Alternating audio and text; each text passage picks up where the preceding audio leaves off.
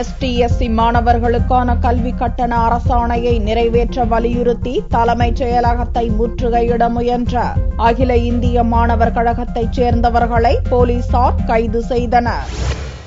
எஸ்டி/எஸ்சி மாணவர்களுக்காக அரசு நிர்ணயித்துள்ள கல்வி கட்டணத்தை சுயநிதி கல்லூரியில் பயிலும் மாணவர்களுக்கு அரசே செலுத்தும் என்ற அரசாணையை உடனே நிறைவேற்ற வேண்டும் என்றும் 2012-2013 கல்வியாண்டில் மாணவர்கள் செலுத்திய கல்வி கட்டணத்தை உடனே திரும்ப அளிக்க வேண்டும் உள்ளிட்ட கோரிக்கைகளை வலியுறுத்தி தலைமைச் செயலகத்தில் அகில இந்திய மாணவர் கழகத்தைச் சேர்ந்தவர்கள் முற்றுகையிட முயன்றனர்.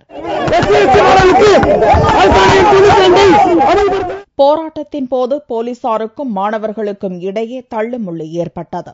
அங்கிருந்த சில வாகனங்களின் கண்ணாடிகள் உடைக்கப்பட்டதால் அப்பகுதியில் பரபரப்பு ஏற்பட்டது.